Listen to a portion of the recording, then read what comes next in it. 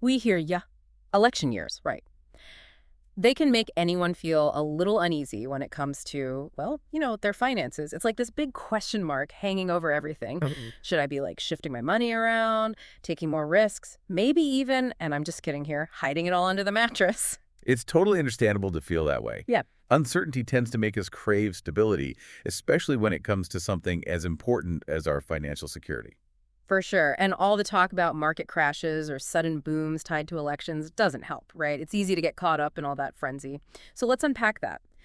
How do elections really impact the stock market? I mean, is there even a real connection? Well, there's this common belief that elections equal, market chaos.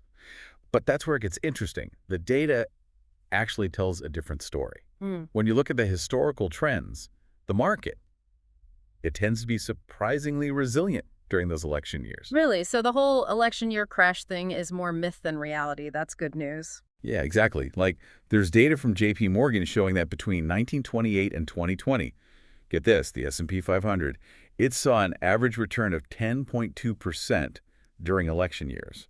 And in non-election years, the average was 10.1. Wow. That's almost identical. Seems like the market kind of just takes elections in stride. It does, but you're right. There's always that short-term volatility. You've got the news cycle, the debates, all those moments that kind of make your stomach churn a little. Right. So that makes me think, does any of that actually matter? I mean, in the grand scheme of things? You've hit on a key point. Yeah. It's those short-term blips, and they often get amplified by the media, creating this sense of panic, right? But research from Vanguard, it actually suggests these ups and downs generally just even out over time. Their findings, they indicate who wins or loses an election, doesn't really have a huge impact on the market's performance long term. Okay, so no rash decisions based on election jitters. Got it. But let's say you want to take control, create some sense of security no matter what happens, election or otherwise. What are some steps you can take, some practical steps? That's where the concept of a financial safety net comes in. Think of it like building a fortress around your financial well-being with different layers of protection and a key building block, insurance for sure. Okay, let's unpack that a bit. We're talking the essentials here, right? Life insurance, health insurance, the stuff everyone needs. Absolutely. Think of those as the foundation of your fortress. Life insurance makes sure that if something happens to you, well, your loved ones are financially protected. You're talking about replacing your income to cover the mortgage, maybe some debts, even future education costs. Peace of mind knowing your family is taken care of, I mean, you can't really put a price tag on that. You're right. And then Okay. you've got health insurance, which, come on, with healthcare costs going up, it's essential. But here's another layer that people sometimes overlook: long-term care insurance. See, now that's when I feel like people kind of shy away from discussing long-term care. They shouldn't, though. This is about protecting your assets and your independence as you get older, right? We're talking about the potential costs of nursing homes, assisted living, maybe even just in-home care. Those expenses, they can be staggering, to be honest.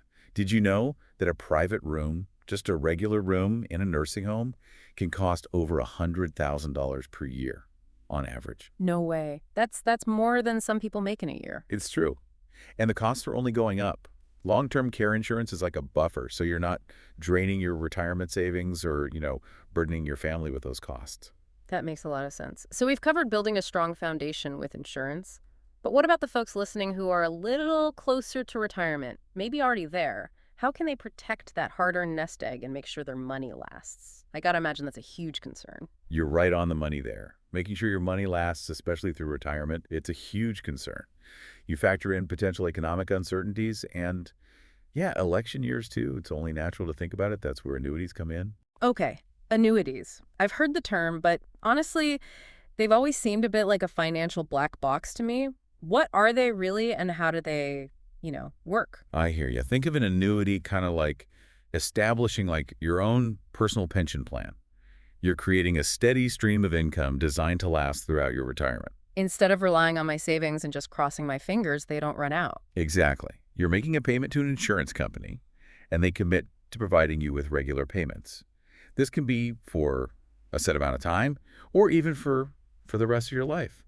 It all depends on the annuity. Interesting. So there are different kinds. It's not like one size fits all. Right. Again, this is where it gets even more interesting. Let's say you're someone who values stability and just peace of mind above all else. You might consider a fixed annuity. Fixed annuity. So that's like what? Locking in a guaranteed rate of return no matter what the market's doing. You got it. With a fixed annuity, your money grows at a predetermined rate, kind of like a CD, a certificate of deposit. You're shielded from those market swings, which is appealing for a lot of folks who want that predictable income in retirement.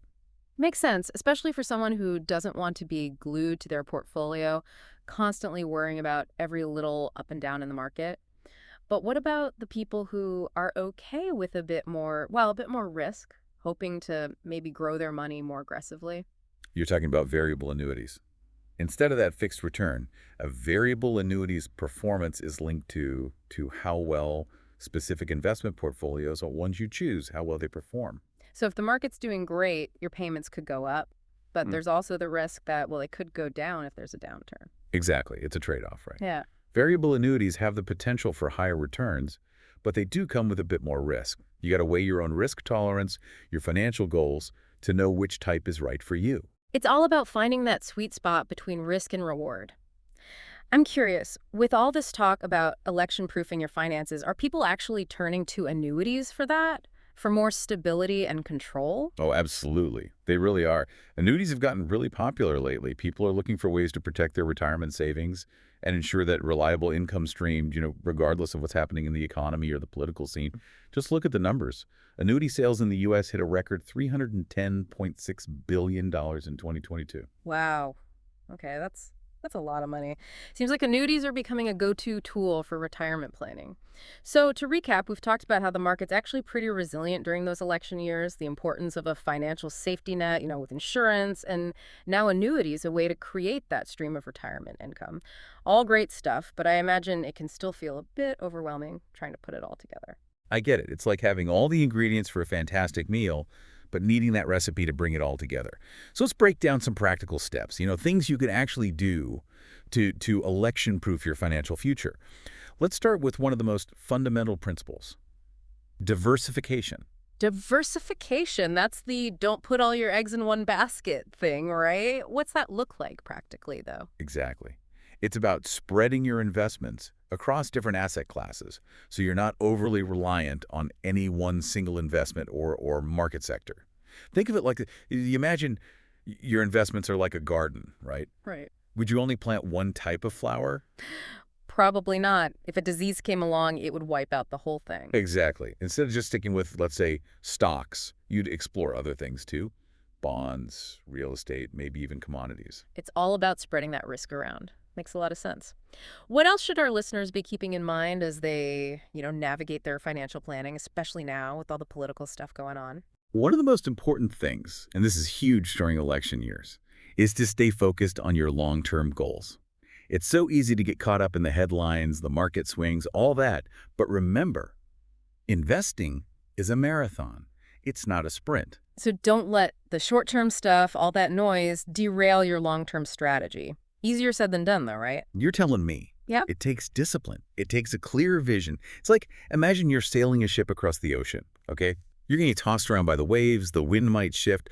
But if you keep your eyes on that horizon, your hands on that wheel, you'll reach your destination. I love that. It's about staying the course, even when things get a little choppy. That's it. And remember, you've already got the tools to handle those choppy waters. We talked about insurance, that safety net, and annuities for steady income. These are key parts of a strong financial plan, one that can weather any storm. So don't underestimate those tools. But even with the best tools and the best strategy, personal finance, it's a lot. Where does professional guidance fit in? When's it time to, call in the experts? It's like having, a seasoned navigator on your ship, right?